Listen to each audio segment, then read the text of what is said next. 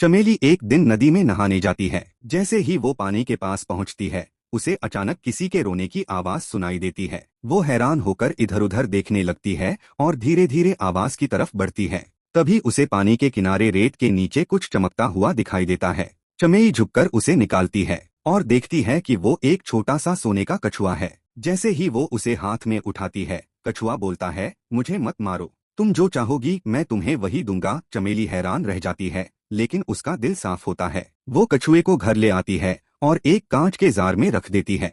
थोड़ी देर बाद वो मुस्कुराकर कहती है, मुझे एक सिलाई मशीन दे दो ताकि मैं काम करके पैसे कमा सकूं। अगले ही पल उसके सामने एक नई मशीन आ जाती है। चमेली खुश हो जाती है। फिर वो कहती है, मुझे एक सुंदर सोने का महल मिल जाए। और देखते ही देखते उसका घर एक चमचमाता हुआ सोने का महल बन जाता है।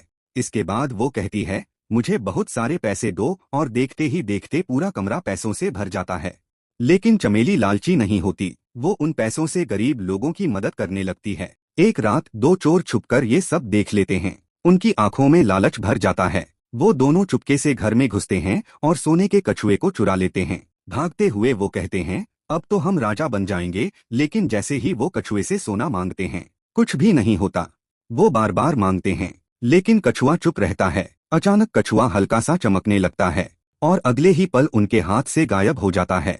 सीधे चमेली के महल में उसके जार के अंदर वापस प्रकट हो जाता है। सुबह जब चमेली उठती है तो कछुए को वापस देखकर हैरान रह जाती है। कछुआ मुस्कुराकर कहता है, मैं सिर्फ उसी की मदद करता हूँ जिसका दिल साफ होता है, लालचियों का नहीं। ये कहानी सुनने के बाद भी आपने लाइक नहीं किया।